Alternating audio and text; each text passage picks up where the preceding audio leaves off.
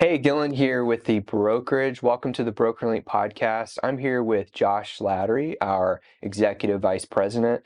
Today we are diving into some of the recent news about non-commissionable plans on the Medicare Advantage side. There's been a lot of buzz in our industry about it, and we want to provide some clarity to you guys about what's going on. So, Josh, what's going on? Let's start there.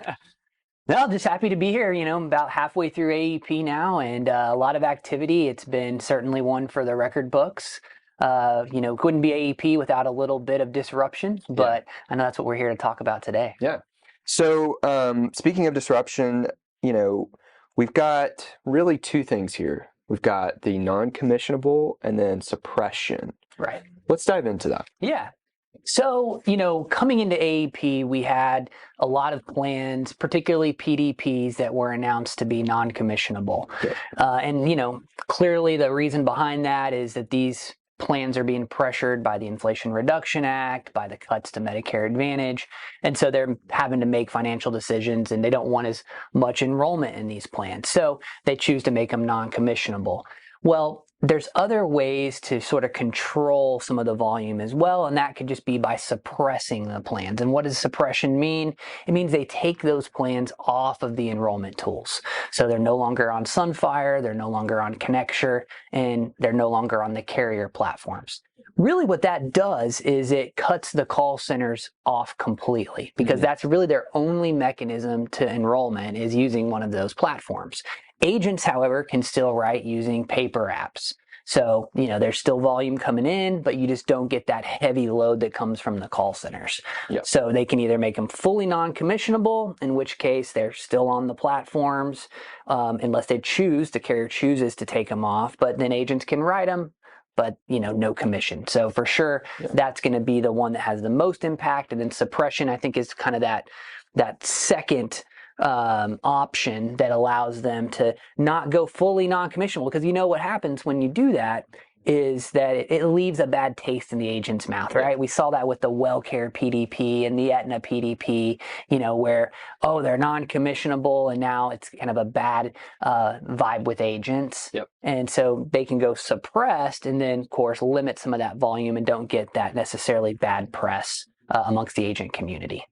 Yeah, makes sense. And so we've seen a lot of, shall we say, clickbait out there in the various groups and YouTube that's telling agents like, oh, your commissions are getting cut, or it's breaking news. Right. Maybe tell us like what's really going on. Explain this more simply to folks without all the extremism. Yeah, I think that it's certainly we're seeing more carriers than usual come out with non-commissionable plans and suppressions. But this isn't new. We've seen it in the past. We've seen carriers, generally it doesn't happen, right at the beginning of AEP. I think this AEP is a little unusual because we're having all of this volume coming in. And so you might have had some carriers that said, well, these plans are profitable, but they're definitely not as profitable as the majority of our plans. We don't want to pull it off the shelf. Let's leave it out there. And then all this volume started coming in, and then they had to tap the brakes and say, okay, we're getting more volume than we anticipated on these products. So let's go ahead and move them into either a non-commissionable or a suppressed status. But let's break it down. I mean, when we look at, the carriers that have so far come out and said these plans are non-commissionable, it really isn't all that significant. There are some areas that are hit harder than others, but globally looking at the whole country, it's really just little pockets, and it's majority PPO business.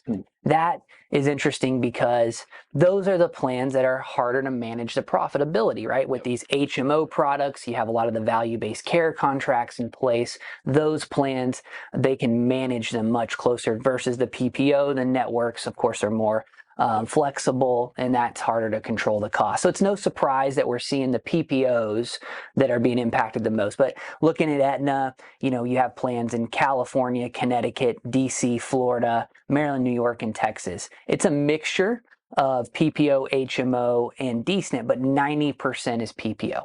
And then, of course, you have the PDP Silver Script choice that Aetna's had, non-commissionable, that one PDP since the beginning. Yep. But the announcement here just last week, introduced these new wave of non-commissionable plans.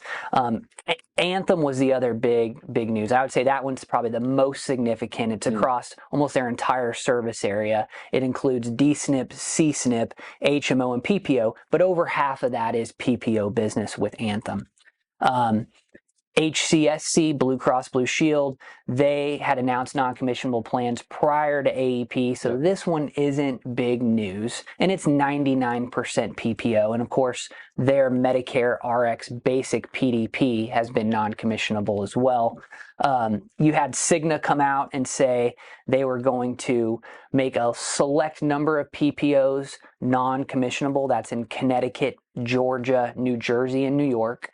And then nationwide, they suppressed all PDPs. So again, only a small subset of states are non-commissionable, and then the rest of the country is suppressed, all PPO plans, and then their Assurance RX PDP is non-commissionable.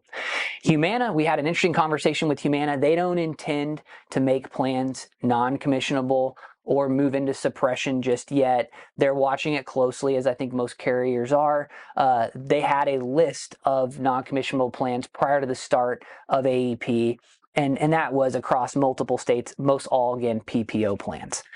WellCare, of course, they're the ones that really came out, I think, in the beginning with the PDP being non-commissionable and no renewal. That was unprecedented and got a lot of uproar from the agent community. But they have come out and said, we're not going to make any MA non-commissionable.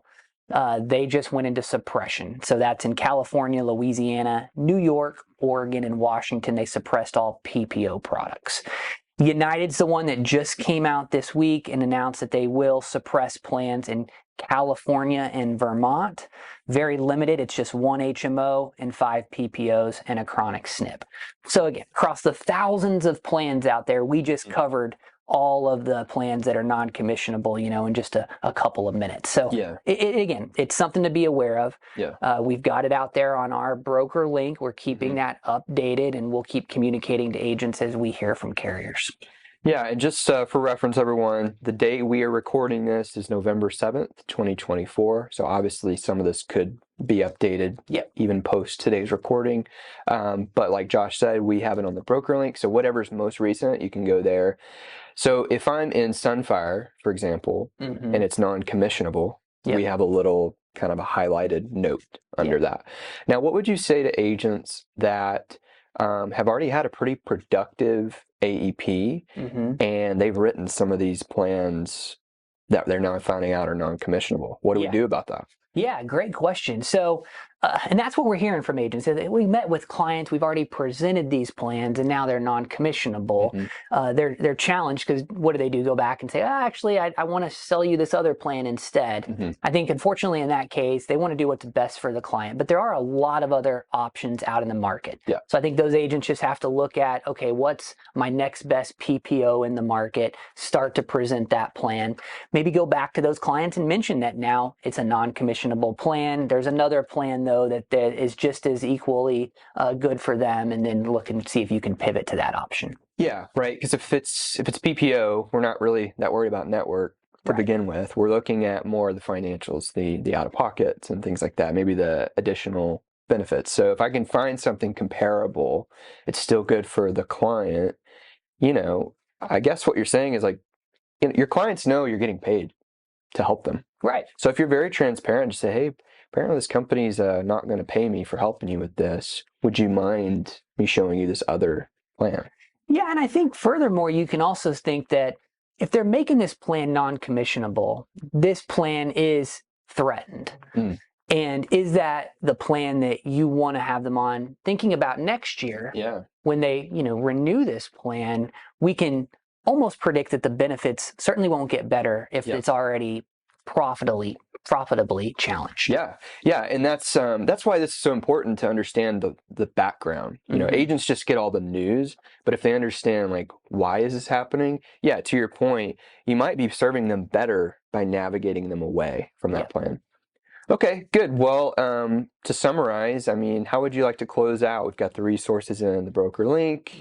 Yeah, let's close it out. Yeah, I think too, to your point on Sunfire, I want to just give a little word of caution as you're going through Sunfire and these plans are becoming non-commissionable. They can't quickly just flip a switch and turn that plan to suppressed or put that a label of non-commissionable. So just double check if you're not sure. That's why we put that resource out there. We will have non-commissionable labeled on next to the plan, or we'll have it completely removed if the carrier requests it. But it takes time. A lot's happening behind the scenes. So just a word of caution when you're on Sunfire, double check those because they could not be labeled correctly right after they've been announced as either non-commissionable or suppressed.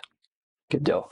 All right, folks, well, thank you for listening to this episode of the Broker Link. Remember, if you have any questions about today's content, we have Medicare product specialists here during our office hours that can answer your questions about those products and give you further information if you need that.